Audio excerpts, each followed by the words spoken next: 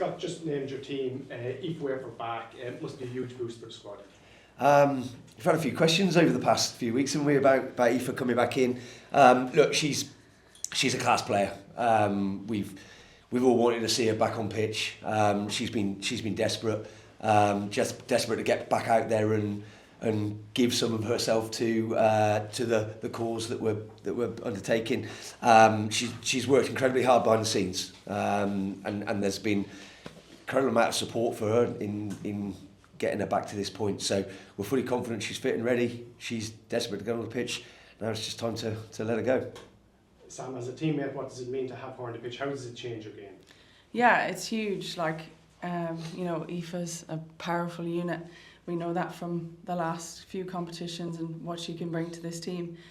I have to say, fair credit to her character. It just shows the work she's done over the last couple of months. I know what rehab can be like and a dark place that can be, and to have a time on it as well is really tough. But she's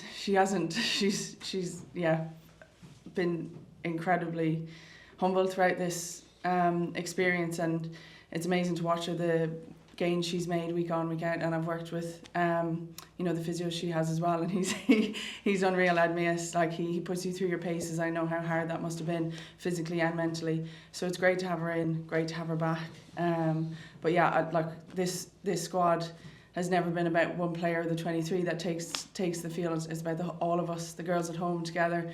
It's amazing to have Epha in that squad and be back part of this unit together and have her firing for Sunday. Adele McMahon misses out and Fiona Chew is back in, and also Stacey Cloyd. Maybe we'll talk about the calls around those three players. Yeah, Adele misses out through injury.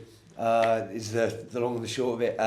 We'll miss her leadership. We'll miss her ability to go and bang people in defence. Unfortunately, she's not quite recovered from last week's hit against New Zealand. So what we have got is we've got some firepower. We've been growing the depth, bringing Fiona back in this week. She's completely fine now, recovered from unfortunately getting a bump week 2. Game 2, so she's back fully firing. It gives us line out options. It gives us carrying options. Stacey picked up a cut against New Zealand, so again, medical team have been on top of her, and she's fully fit and ready to go. And last week, I know maybe the coaches don't like this, the camera cutting to the coaching box during the match. You seem agitated a couple of times. We all knew what New Zealand would bring, world champions, how strong they were. You were seeing some stuff that maybe was frustrating you, without, you don't have to give away details. So how confident are you that the things you saw that you didn't want to see would be fixed for this Sunday? Do you know what?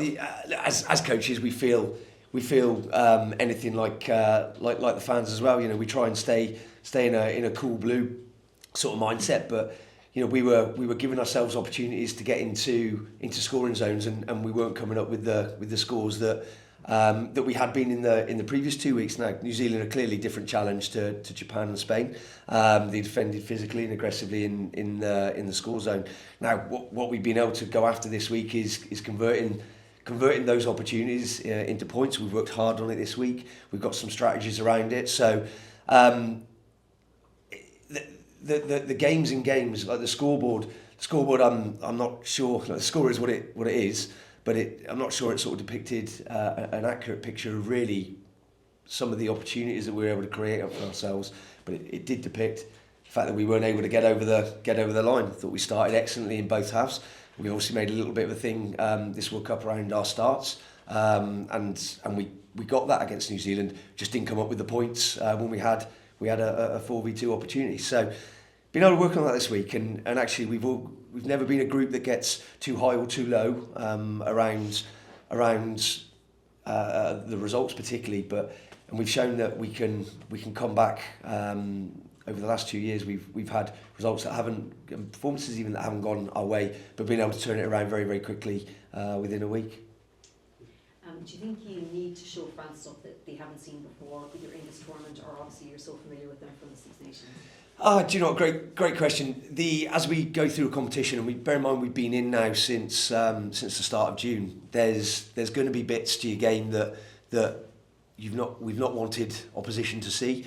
as well as our own ability to learn as we go through a competition. So yeah, look, there'll be some bits that they've not seen. Of course, they will. I'm probably not going to tell you exactly what that is, but we'll give them some challenges. Do we know them pretty well? Yeah, we're lucky we get to go against France fairly regularly within the Six Nations, and if you look at what we've done over the last 2 years, we've definitely closed the gap. We've got to now just convert that into points and a result. Sam, obviously with any World Cup, the deeper any team goes, fatigue inevitably becomes a factor. What's that been like for you? You haven't played 4 test weekends in a 4, largely this core group of players. So what is that like? How are the bodies feeling going into this one? Sorry, can you say that again? I missed a little part. Sorry, because I was talking so fast. What's kind of fatigue is usually a factor around the stage. The deeper a team goes into a World Cup, how are you feeling basically? Is what I'm asking going into this. I think we've been really physically prepared for this. It's been an incredibly tough pre-season.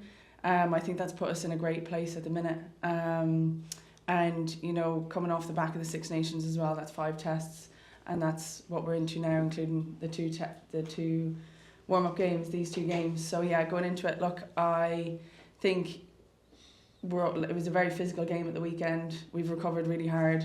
It was a long journey down to Exeter, but on the end of that, when we got here, we had a lovely evening, and even a few of us got down to the beach as well, so nothing like cold water to refresh the mind and the body. But no, we've trained really well this week. I think if you we were incredibly disappointed on Sunday.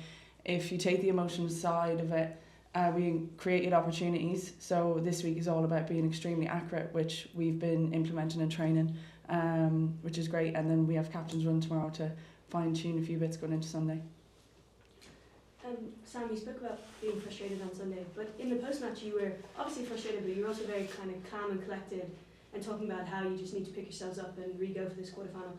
How have you done that? How have the players done that, I suppose, mentally kind of switching back from, okay, that defeat, but how do we switch on now for France during this week? I think, like as I just said, we were incredibly frustrated, and I think I was quite calm after the match because I knew we had created opportunities. If we weren't playing the game where we wanted to, or not creating them opportunities, then I think I probably would have had a different headspace. But I knew it was there and it was within our control. I was extremely frustrated we couldn't get a score, especially for the crowd that were there, who were absolutely out of this world. To see the Amex full of green like that, and to hear, I remember binding down for a scrum at one point, and I rarely ever am in tune with the crowd. I'm focused on, but I remember hearing the fields of Athenry, and I think that's a moment that'll stay with me for the rest of my life. So just having the support of the crowd and how great they were afterwards, after a defeat like that, I think that's what settled me as well, because I knew we had next week to go for, and if we could fine tune them opportunities we had, that this squad has full belief that we can win on Sunday. Yeah, it gave me goosebumps as well. Yeah. Scott obviously faced France not too long ago. It was a pretty close game, especially in that second half. Maybe you can't tell me, but what small changes do you need to just get over that line this time, do you reckon? When we're going against the World Cup contenders, from how we plotted it 2 years ago, we wanted to increase moments. So game on game, each time you get an opportunity to play against a team that's a regular visitor to World Cup semi-finals, and usually in the mix of the Six Nations. We want to go deeper into games. So that game we went to 70 minutes, and then a couple of decisions from our own players and bounce of a ball, and it opened up a 10 point gap at the end of the game. So what we don't like, we looked pretty hard at the time back at that game, and we know there's more layers to our performance that we can learn from and keep growing. So essentially we know this is a World Cup quarter final. It's probably the juiciest fixture of the round. It's going to be a competitive game right till the end. Things we do early in the game are going to make a difference later in the game, and knockout rugby carries a slightly different feel to it anyway. This is your ultimate winner takes all, isn't it? So we've got some ideas around how we can keep implementing the strategy. The players, I've got to say, through the whole of this World Cup, have taken the learnings from playing 2 years ago. We played against Spain in a WXV3 final, so the winner takes all. And if you look at in terms of performances and how the players go into these games and approach them, the confidence and the clarity that the players are able to bring to the pitch now is different level to what it was. So we believe we're in the right space. Obviously, all roads have led to this point for a good while now. We think the players are prepared, and if we feel prepared and we feel confident and have belief in what we're trying to do, we believe we'll take this game. We'll take this game to where we need it to be in that last 2 minutes, and we'll make a better job of seeing it out. And just lastly, was Epha always earmarked to return in this game, or do you think had she been fit and ready last week, you would have? Or maybe you can't say again. No, there's plans, and if Epha was kind of right on the cusp of being ready last week, and it lets you take a step back once everything is checked and ticked off. It lets you take a step back and say, well, what does Epha need? What does the group need right now? So we've been able to get another good week of training into Epha. She's moving well. Tactically, she was a pain in training, nicking ball. So she's exactly where she wants to be, and we believe this gives her the best opportunity to get her best game out there in the quarter final. Thank you. Scott, your biggest game so far as Ireland head coach. Just reflecting on the last 2 years, the journey, the growth in the group. And obviously, you know, you're a professional here to do a job, but just how much has that meant to you, even almost at a personal level, to be part of that right up to that occasion last weekend, the public's imagination captured by your team? I got hairs on my arm, thinking about the anthems. It was a really special place to be last weekend, from the players leaving the hotel to embracing what the crowd looked like. The 2 years it's been a special 2 years. From where we started, people have asked me, you know, is this happening faster than we predicted? Well, maybe it did, but the time is now. We got to a World Cup at the first opportunity. We've been able to qualify for the quarterfinals through the first 2 games. So that's the earliest opportunity we could get to this point. So to this moment, we've been able to check off things that we believed could happen. We've been able to action them. We've had eyes on the World Cup contenders, getting better performances, more moments, longer in games over the last 2 years, and it leads to this point. So we kind of predicted the game, the challenge that we'd get in this round. So it's been something we've been able to prepare for over the pre-season, as Sam's alluded to. The physical condition of the girls as we go deeper has proved we've got an awful lot right. So we feel prepared, we feel fresh. It's been a privilege to watch the girls go, but we think we've got a couple more weeks in us yet. And the calibre of people you have with you, I mean, obviously you've lost one of your co-captains for this weekend, and you know, somebody who brings a lot as a leader and a person, but we both your centres, Eve Higgins, Eva Dalton, up for the mixed zone on Sunday and then again on Wednesday in here, and they both spoke very, very well. And is that something that's reassuring you? How have you seen that behind the scenes as well, and just the fact that they're able to reflect so well on last weekend, what's behind in such an occasion and quite a heavy defeat, and then also what's to come this weekend, biggest game of their lives so far? Like I said, we've been preparing for this point for a good while. I think the girls that you just mentioned there, we've been growing both on and off the pitch over 2 years. So, and we'll use Epha Dalton as an example. She might not have said that much 2 years ago. She probably doesn't talk the house down now, but when she talks, people listen. She's accurate, articulate, supportive, can offer challenge in the right space and the right way. And she's become a bit of a mainstay for us, hasn't she, in these big games. So, in terms of how we're going as a group, and Sam alluded to a bigger group than just the 32 here, the depth, the maturation of the players, they've been growing up in the space of doing it in the public eye, and they're acclimatising well. So people are kind of hitting the sweet spot really of where they will get to as people and players, and whether it's this competition or the competition in 4 years, we know we've got a group that's going to keep growing in that space.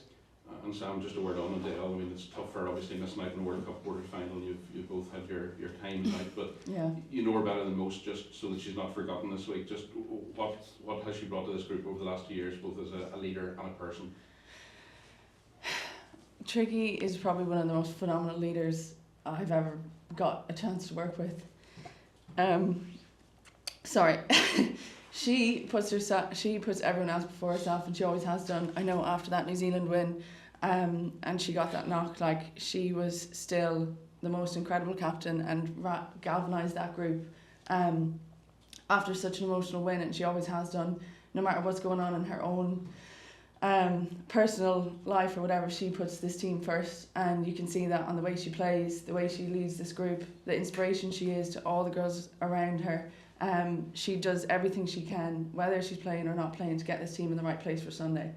And I think that's why, you know, I have so much love for her. You know, she's one of them people you die for, and I think we're all playing for her Sunday as well. You know, she's such an inspiration to this group.